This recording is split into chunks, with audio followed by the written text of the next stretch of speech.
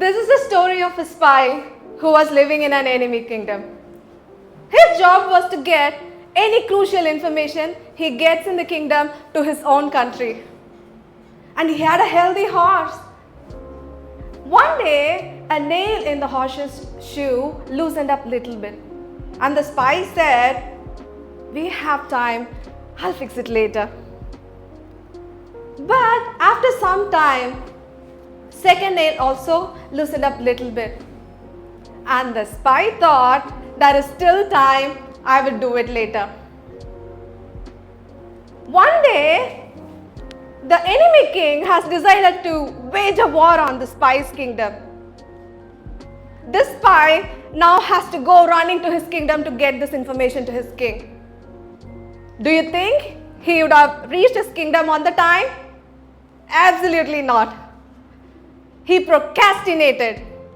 He didn't fix that nail on time. Similarly, in all our lives, we all have something that we have procrastinated. I'm going to eat healthy today. I'm going to start a new habit from tomorrow. I'm going to end that bad habit tomorrow. Does the tomorrow ever come? It almost never does. What if a CPR is not given on time? What if the bomb squad says, "I will defuse that ticking bomb later"? A stitch in time saves 9. Things that should be done on time should be done on time. If you have something to change, and if you have something good to start doing it now. Start doing it today. Never later. Never. Thank you. What is peace? Is it absence of conflict, or is it absence of quarrels? Actually, we often forget peace isn't absence of conflict or quarrels. It is our ability to resolve it through compassion, through dialogues and discussion. We all came across data, statistics, etc. But behind every data, behind every statistics, there is a story. There is a history. There is a family which is torn apart. There is a child deprived of education. There is a community struggling to rebuild. Manipur, jewel of India, filled with mesmerizing natural beauty, rich history and heritage. What happening now at there? Incessant violence, year-long quarrels, day by day increasing violence. Is it the crisis only central to Manipur only? Isn't it challenge to our India's sovereignty? Isn't it challenge to 140 crore of this Ahan Bharat? Isn't it challenge to peace of humanity? Isn't it the challenge to youngest and largest democracy of the world? There is a famous saying, we cannot undo the past, but we can build the future. We can shape the generations. So where does the solution lies? What is the path to resolution? Is it from the bullets of mighty army, or is the solution lies in the words of powerhouses of this country? The love should prevail over hatred.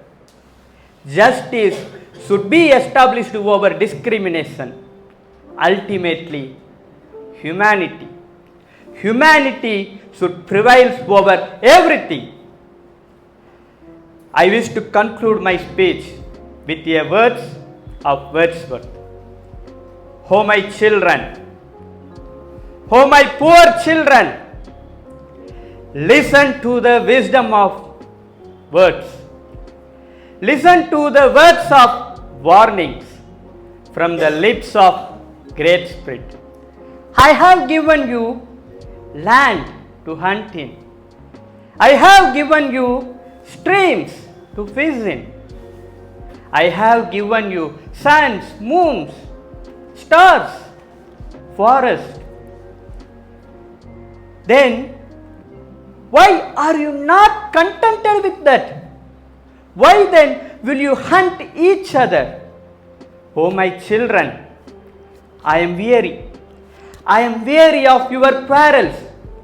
I am weary of your wars, bloodshed. All your strength is in your union. All your danger is in your discord. All your strength is in your harmony. My dear brothers and sisters, live together, love each other. Thank you. Many of us here know about the Challenger disaster 1986. But how many of us know that the technical team behind the mission know there was some technical glitch in the mission? Instead of aborting the mission, they went on with it and we lost 7 precious lives.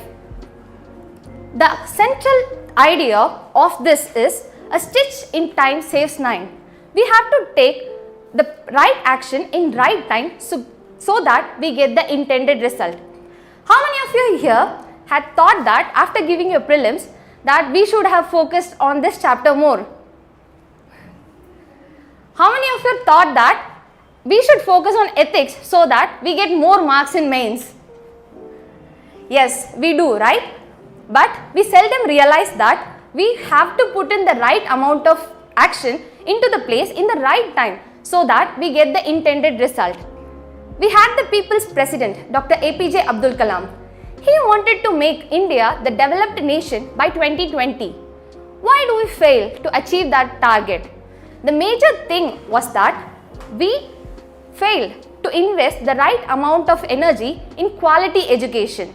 Thus, we were not able to achieve that target. For instance, let us take climate change. The world has moved to the tipping point of climate change that there is no reverse is possible. So, I want to conclude my speech with saying that a stitch in time saves 9. We have to do the right thing in the right time so that we get the intended result to the early possible. Thank you. Have you ever felt frustrated about lack of transparency in the government system? Obviously yes. Even in UPSC, we don't know how our papers are evaluating, how our panel members are allotting mark, right? So today I am going to speak about the powerful tool of our nation, that is RTI, Right to Information. Kofi Annan once said, if corruption is a disease, then definitely transparency acts as a central part of its treatment. Actually, what is meant by RTI? RTI is nothing but it acts like a key that unlocks the doors of government secrecy. RTI was emerged in 18th century itself, and later it became globally popular in 2000s only. Why it was become globally popular in 2000s? Because in 2000s the actionable accountability concept have been emerged. Actionable accountability is nothing but more participation of people in the governance. That's all. Why a country should have RTI first? Because its traditional bureaucracy suffers from secrecy culture, which undermines the rule of law of the nation, which can lead to corruption in the system. That's why World Bank, United Nations and even Indian judiciary have recommended to create RTI in every country. After proper implementation of RTI in the nation, there was drastic increase. Proper implementation of RTI in the nation, there was drastic increase in the application from 24,000 to 24 lakh. And third parties have participated more in the governance. Third parties means CSOs, NGOs and self-help groups. And even recent electoral bond judgment also filed by PUCC through RTI facts only. But RTI faces some concerns like Official Secret Act 1923, which heavily disturbs the actual implementation of RTI, and even many high courts are accepted themselves from RTI Act, and many private institutions are exempted from RTI. I personally recommend some of the things to improve effective implementation of RTI, like there should be immediate repeal of Official Secret Acts, and the Central Coordination Commission should be geographically disposed, and shoe motor, that is section 4 of RTI Act, should be implemented properly. If section 4 of RTI Act implemented properly itself means more than 70% of RTI application will be reduced. Before concluding that, I like to say one thing. RTI has the power to transform the whole nation. If RTI is properly implemented means there is a drastic reduction in corruption rate, and there will be improvement in marginalized community status and improve in governance. Let us use this right to create brighter future for our nation. Thank you. Kaizen, a Japanese word and technical jargon in industrial sector, which means incremental change with continuous improvement to improve efficiency, productivity, so that we can reduce the wastage of time, resources, money, human resource, etc. Now we can see what is Kaizen in daily life. For every great success, Kaizen means taking small actions daily so that you can achieve your success. Now are you all ready to include Kaizen in your daily life? Yes. Before giving you a tip, I will give you an example. A real life example which includes all of us. Yes, can you guess it? Yes. Today we are here as confident communicators. This is the result of 15 days of small actions, corrections, course corrections given by coaches, and the power of P, that is practice what we have done so far. So now it's the time to give the tip. Yes, it is PDCA framework. First one, P. P stands for planning. A well-crafted plan is a half work done. Next, D. Do. It is not only important to plan but to act upon it, to give your words a spirit. 3. Check. After taking actions, check your actions, observe it. You can find mistakes because self-correction is much more important than others correcting ourselves, because we all have ego so we need to correct ourselves. Fourth one, act. After finding out mistakes and opportunities of growth, find yourself and give yourself the time so that you can learn from your mistakes and act upon it. Finally, to be successful, take small steps, act consistently and be successful. For me, it's not important that you have listened to the 2 minutes of my speech, but it is important that you revisit your dreams, make small action plans, start to tomorrow and take action. Thank you. How many of you face rejections? You have a valid point to argue, but you've been rejected because of your age. How cruel it would be. It is happening in our country too. Being a part of a great country which is practicing democracy since ancient times, we should know the values of democracy. Think about refugees. The refugees of their own country, they have no basic rights like voting and representation. Is it cruel? Yes, it is cruel. We should give the valid point to argue to the minorities who have the basic rights in our country too. And we should know the democratic values which are practiced in our country. So democratic values would be the core theme of any democracy which is practiced in any country. Here my emphasis would on be practicing democratic values within your home. It all starts within your home. Giving respect to your mom and sisters, hearing the opinion of your friends shows the values of democracy. Start practicing democracy within your home because it has roots from your home and family. Thank you. Imagine a world where simple infections like common cold or minor surgeries like gynecological procedures or orthopedic surgeries could lead to death. Yes, our medications will no longer going to work. This is the looming crisis of AMR, antimicrobial resistance. How many of you heard about the term AMR? Let me explain you. What happens here is the microorganisms like bacteria, virus, fungus and parasites develops resistance to the drugs developed to kill them. Here comes the question, how the resistance develops. There are 5 major reasons for the resistance. First one is the inappropriate use of antibiotics without the antibiotic sensitivity test. Second one is the overdosage and underdosage of drugs. Third one is the incomplete course of antibiotics. That is, any drug should be continued for 3 to 5 days even the infection got cured. Here it is not at all followed. Then fourth one is the not adhering to the withdrawal period in the animal health. The byproducts like the meat and milk from the animals which are undergoing the treatment should not be used at all. And finally, the evolving concept called Google Doctors. When you are continuously taking the medications without the prescriptions, it will create resistance in your body. Subsequently, the resistance will spread to the entire community in the near future. Then, as I said, the simple infections cannot be cured with the existing medications. So, the World Health Organization and the OIE brought the concept of One Health approach, which includes the animal health as well as the human health under the one roof. It cannot be achieved without our cooperation. Yes, definitely it is our responsibility to ensure the healthy living of the entire community. Just follow the prescriptions given by the certified physician for a particular period of time. That's it. Thank you. There is an adage that is health is wealth. We all have heard about this statement at least once in our lifetime. But for millions of people in India, accessing quality healthcare services is still off the map. Do you agree with me? Yes, you cannot disagree. India, yes, I am talking about universal healthcare policy and why it is important, particularly in India. India is one of the most populous country in the world, but however, surprisingly, it is lowest healthcare spending country globally. Yes, we all spend out of pocket for our healthcare services.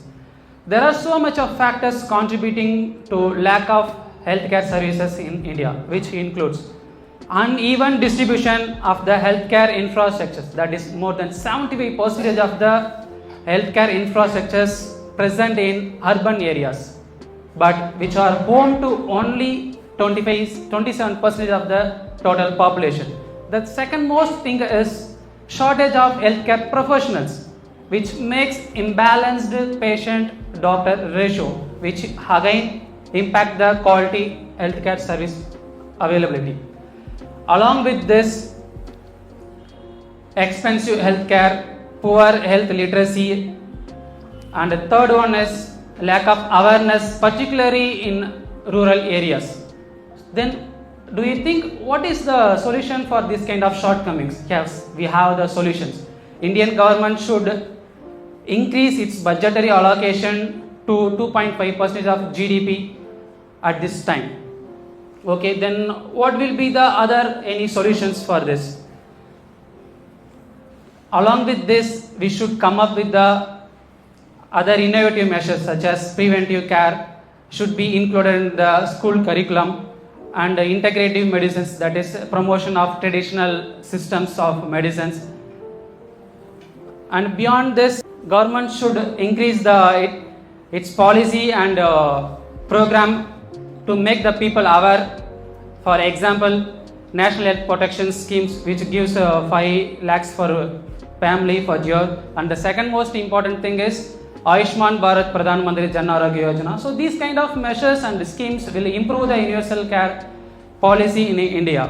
Let's see, India will achieve its Sustainable Development Goal 3 before 2030. Thank you. How many of you know bulldozer politics? Let us see more about that. It is systematic use of bulldozer to destroy and demolish the convicted and accused person home as a punishment for their political gain. It was originated in Israel because the Israeli government uses the same method to destroy the Palestinian home since 1948. Is it familiar to India?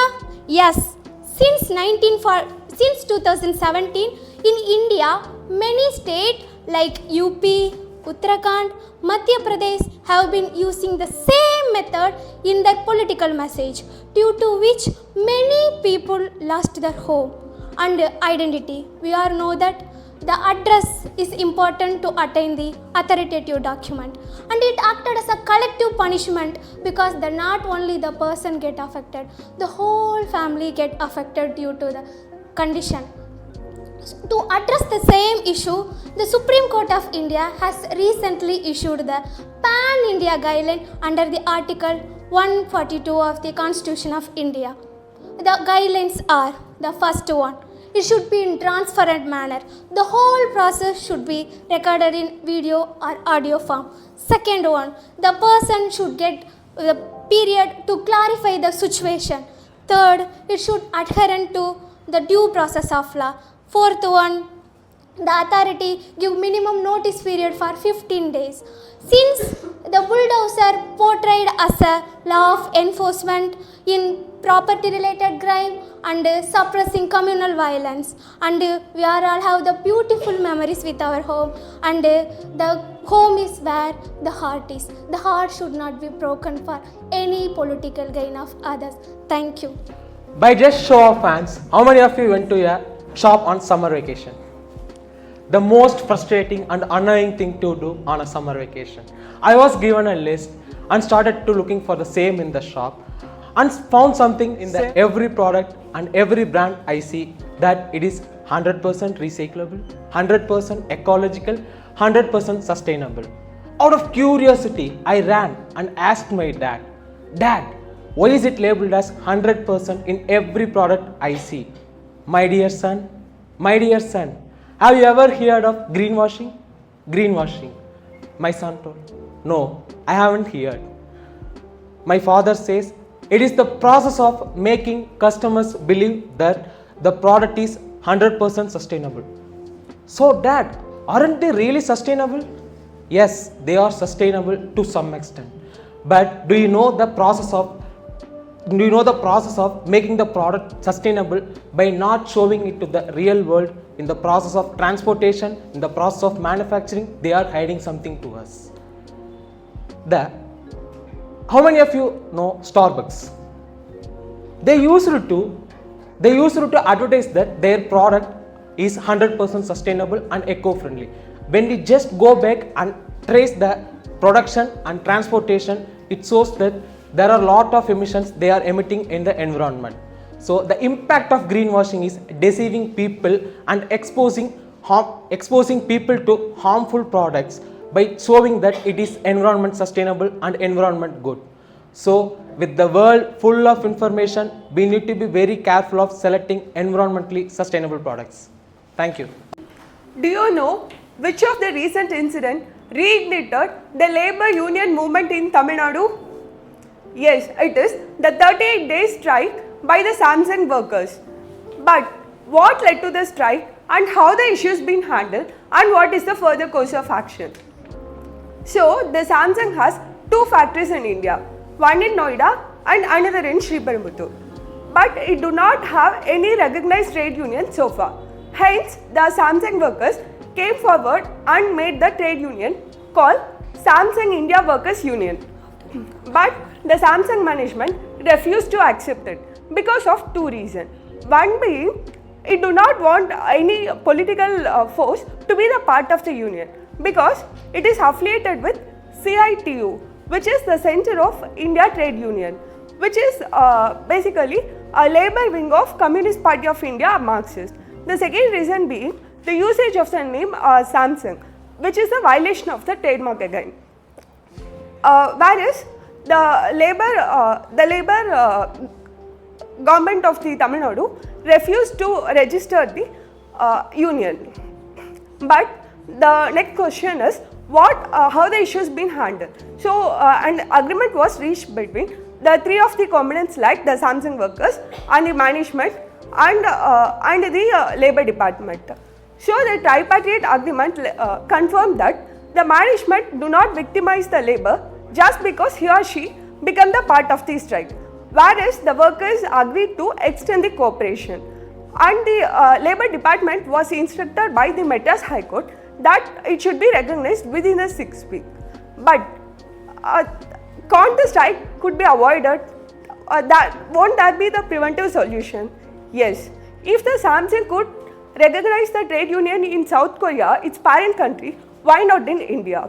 If the constitution itself says the trade union is a fundamental right in Article 19(1)(c) and DPSP of Article 43(b), why the government has to involve the police intervention? So a fair resolution should be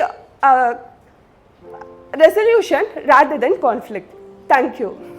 How many of you here cried while going to school? Wonderful. How many of you here bunked college classes? I'm just going to assume the rest of you are lying. Let me share my side of the story. I started crying to go to school when I was 3. I cried until I was 16. At 17, I had no choice but to accept it. Whenever I almost never went to college. If I was in college, it's because someone forced me to. Yet here I am talking about the importance of education because of the role it played in my life. Today we are burdened with primitive emotions but godlike technology. How can we expect ourselves to adapt to this ungodly amount of changes without education? Education is a tool to harness the changes to enhance our lives. Not just that, to ensure these changes benefits all of humanity and not just a privileged few. At the same time, we cannot forget the global problems that binds us. Climate change, poverty, inequality, political instability are not just problems that are confined to our national borders, but they are our shared burden that require a collaborative solution. Let us spiral down. Let us look at this from an individual perspective. Doesn't the sight of a small boy working in a tea shop move us? What about the sight of a small girl from Rajasthan getting married? If there is one tool that is powerful enough to alter the lives of these children, it is education. Oprah Winfrey's story is a shining example in this regard. Her example shows how education can empower a person to achieve monumental heights, to overcome adversity, to achieve one's dreams. So education is not just a tool for personal empowerment, but it's a fundamental driver of progress in addressing the world's most pressing problems. So when we invest in education, we not just invest in individual potential, but in collective global welfare. So education not just help us facing the challenges of the 21st century, but help us rise to meet them. Thank you. How many of you are living with your grandparents? Can you please raise your hands? I could only see a few hands raised over here. This may be a common reality some decades ago, but this is not so today.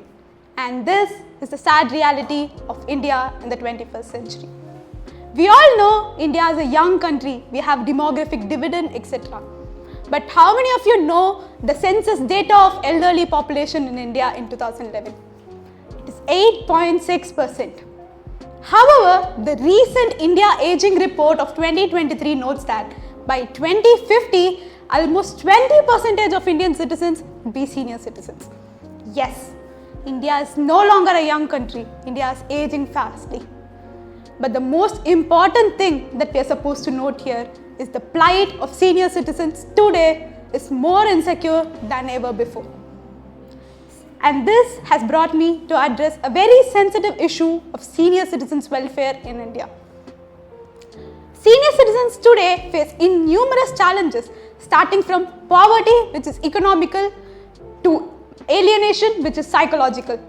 They also face issues like multiple morbidities, physical health challenges, mental health challenges like depression, dementia, etc.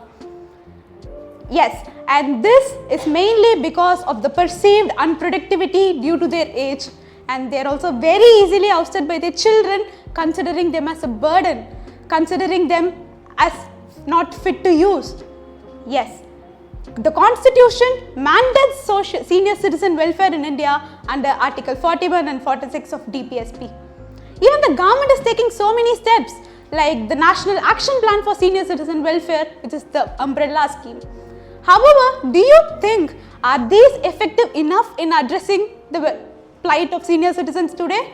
Or do you even think the senior citizens today are aware of the benefits that they can avail from the government? No. What India is lacking is a whole of society approach. The whole of society approach means it is not only the duty of government to address their welfare needs, but also of us as citizens. Even this year's economic survey addresses an important aspect called active aging, which means a gradual work to a retirement pathway for the senior citizens so that their economic poverty plight can be reduced. They also need proper geriatric care, love, respect and concern from their loved ones. But the most important change that they need is the change in the mindset of us as younger generation. Today, it is not only our social responsibility to address their welfare needs, but also our duty as a mark of gratitude for the values that we've inherited from them. After all, every one of us, literally every one of us, are aging fastly, and what we sow today, so shall we reap tomorrow. India is a land of values, and our senior citizens are repositories of those values. So no one should be left behind. Thank you. Fact-checking unit.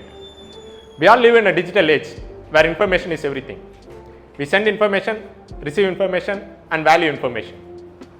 But there is also an element of misinformation spreading along with this. This can range from variety of severity. But when the misinformation is about the government policies, acts and institutions, it tends to create larger socio-economic, political and even environmental issues. So to address this, the government came up with an initiative called Fact-Checking Unit. Basically, it is functioning under the PIB. This classifies information into 3 heads, which are fake, true, misleading. It puts an obligation on the social media sites processing such information to remove it as far as it can. It may sound a welcomed and positive initiative, but the criticism they put forward is that it restricts the freedom of speech and expression. Recently, the Bombay High Court struck down this provision as an unconstitutional one because it puts state as a sole arbitrator of truth, and it eventually transforms state into a tyranny and authoritarian one. These are some criticisms against fact-checking unit. Thank you. Take a moment and imagine this. A young child full of dreams, excited about the future. Now imagine the child grows up in a community where there are no schools, no proper education, no proper healthcare facilities, and so on. Is it the mistake of the child or the society which had not provided it to the child? Yes, social inequality is the reality which we face in our society. Social inequality is that barrier which holds the individuals, the community, and the nation. The faces of social inequality. Social inequality is multiple in our society, that it is reflected as gender gap, income gap, wealth gap, and so on and so forth. Social inequality had hindered the progress of the nation, that we failed to reach the goals of the sustainable development. Social inequality had cost us a lot, that we lost the innovators which we could have if at all every single of us had got the opportunity. Let me share a personal story. I have a friend of mine called Arjun. He is a very energetic young man who had got brilliant talents. As we grew up together, he missed an opportunity to continue his schoolings because of the social inequality which we face in our society. Arjun, he tried to learn, but he failed his college because of the social inequality and poverty conditions. Today, I am standing here in front of you speaking about him. But what about Arjun? How many Arjuns are we going to leave back in a path to growth? This is high time we think about social inequality. We should work upon each other's growth and strive for a sustainable and more equitable society. Thanks a lot. Think about a hypothetical situation where no one worries about their next meal, next month's rent, or no one worries about their livelihood at all. A world where financial security is ensured for all, and there is no privilege that only few could enjoy. This seems to be a dream, right? Yes, this is possible by implementing a simple but incredible idea called Universal Basic Income. UBI basically means a minimum monthly guaranteed income that is credited to each individual irrespective of their socio-economic background. This comes up with two conditions. One is the universality, where irrespective of your income level, whether you are rich or poor, or irrespective of your caste background, you may be of higher caste or you may belong to a lower caste, still you are eligible to avail the scheme. Second condition is the unconditionality. Second principle is the unconditionality principle, where there is no prescribed eligibility criteria so that you become a beneficiary of this scheme. This idea has its origin like 500 years back, but today it is still more relevant than ever. Due to automation and artificial intelligence, millions of jobs are being threatened. This UBI can be a safety net and ensure that no one is being left behind. Coming to the critics, there are several limitations and challenges. One is about work ethics. People argue that if a minimum income is being given, they are not motivated to work more. But several experiments across the world has shown us that it's the other way around. A lot of people are more motivated when their basic essential things are being ensured. The other problem is the financial constraints. That is, if a minimum income is guaranteed to each individual, there is less physical space for each government, especially small and developing countries, right? But if we eliminate unnecessary subsidies and wasteful expenditure, we could have a physical space so that we can implement it. So finally, having said the gist about UBI, we can conclude that it isn't about financial security. It is also about human dignity. Let the fundamental essential things like food, clothing and housing be ensured so that the dignity for even the poorest of the poor be protected. Thank you. What is the difference between sex and gender? Sex is biological, meanwhile gender is social. We humans attach values to every gender and discriminate every gender in every possible way. Girls are weighted on by restrictions and boys with demands. Since the history of humankind, girls are restricted to the domestic chores and boys are expected to be the breadwinners of the family.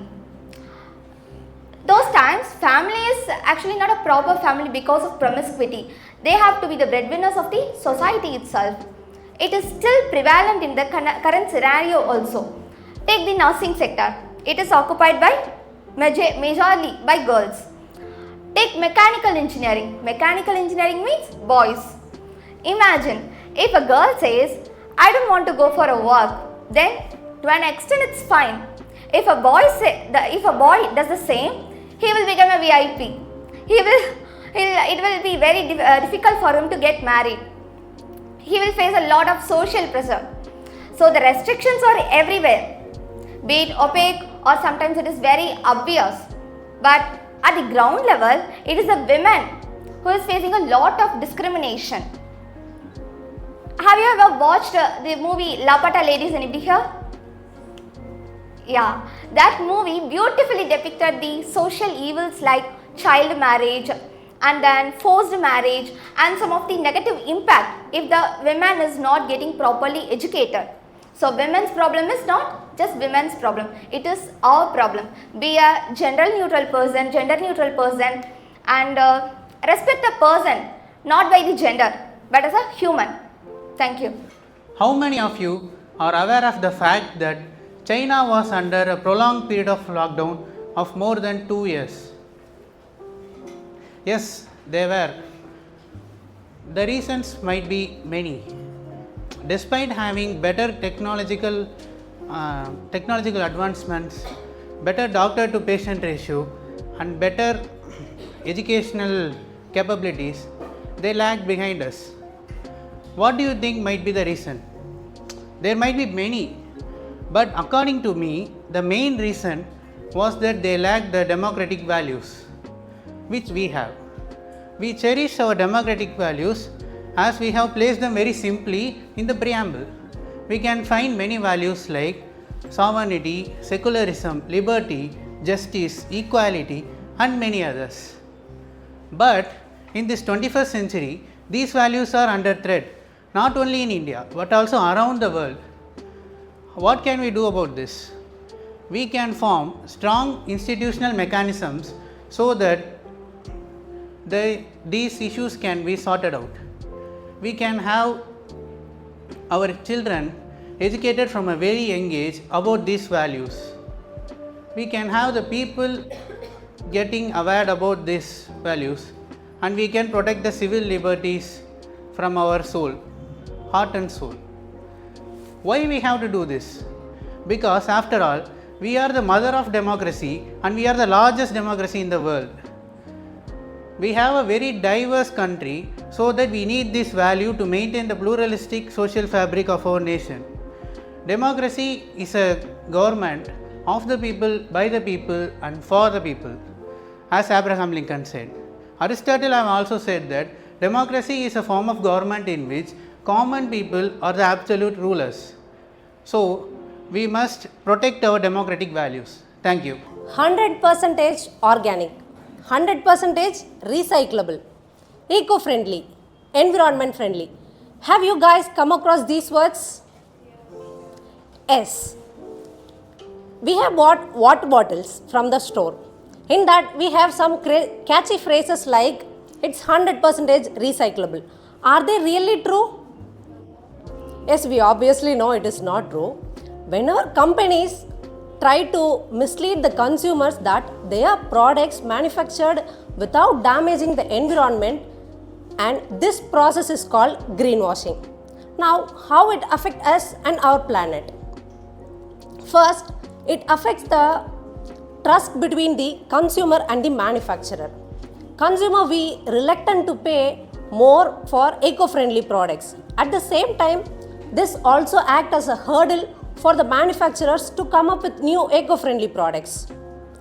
These companies' action act as a hurdle for the government to make environment policies. Finally, environmental degradation. Yes, of course, it will be there. The emission of greenhouse gases will result in climate change, which also affects human beings. Also, degradation of natural resources such as air, water, land, forest, it also affects our Mother Earth. Our Indian Constitution ensures us good health and clean environment as a fundamental right. We should participate with the government to come up with a proactive environmental policies. Yes, we will take a pledge now. Keep your hands near your heart. We will eliminate greenwashing, and save our earth. Thank you. No one can be young forever. It's true for our country too. By 2050, 20% of our population is going to be old. But Western nations are struggling for senior citizen welfare. But for India, it is not a problem if it was 2 to 3 decades ago. The values were changing. The value of old and wisdom were replaced by young and beauty. The senior citizens were facing struggles like psychological problems of depression, loneliness, physical violence in their homes. They have no access to insurance and employment opportunities. But their contributions are multifaceted, like from individual level to societal level. They give care and love towards their young children. They transfer their timeless wisdom and experience towards the youngsters and society. The government has taken proactive steps like brought up schemes like old age homes, pensions to them. But along with that, as a youngsters, we need to bridge intergenerational gap and bonding, which need to be very strong. We need to strengthen our family values, and also we need to respect them, value them, and being kind to them. And we need to assist them while traveling in public spaces and help them to access public facilities, so that their welfare can be ensured. Thank you. By show of hands, tell me how many of you have played computer or mobile games in the past? Most of us would have played, and that is my topic today as well. We all love games, right? Games, they challenge us, they take us to imaginary places, and they also teach us many things. That's why they are so popular. In fact, there are more than 3 billion active gamers on the planet right now. Can you imagine it? 3 billion people, that is more than 1/3 of our total population. It's so amazing, right? And also with the rise of the internet, online gamings are becoming much popular and popular. Online games also range from simple ones like Ludo to most complex ones like Minecraft, Call of Duty and other complex games. And these games are played by people of all age groups. Online games were once only a thing for passing time, but now it has become a profession as well. Gamers stream their content on platforms like YouTube, Discord, and are now earning recognition and as well as revenue. But we all know that too much of anything is good for nothing, right? So online games, when played in excess, can cause problems like sleep deprivation, anxiety, depression, impulsiveness, and even aggressiveness. So we should play these games in moderation so that we can live, so that we can win both in games and in real life. Thank you. By show of hands, how many of you ever have taken an antibiotic in your lifetime? As I thought, most of us.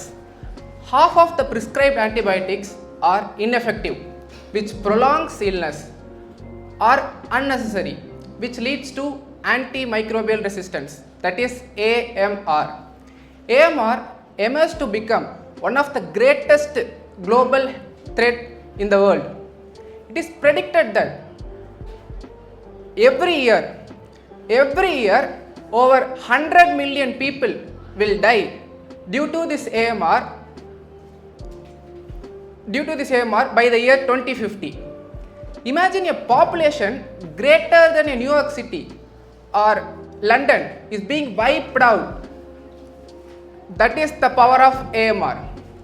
To understand what antimicrobial resistance is, let's see what antibiotics are.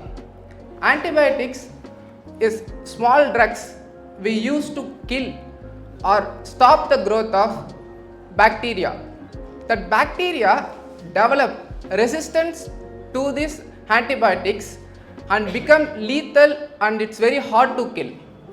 We term these bacteria as superbugs. We need different class of antibiotics to kill these bacteria. This is the concept of AMR. The spread of AMR undermines the medical procedures such as surgeries, cancer treatment and tuberculosis, etc., which rely on effective antibiotics preventing infection. But it's not too late. By using or taking correct prescription, completing the complete cycle of antibiotics, inventing new treatment, we can slow down the rise of AMR. The power to combat AMR is in our hands. Let's act before it's too late. Thank you. Imagine a country where you could question why the roads are full of potholes despite the huge budget. A system where you could uncover the truths behind the delays in public projects. There comes the right to information.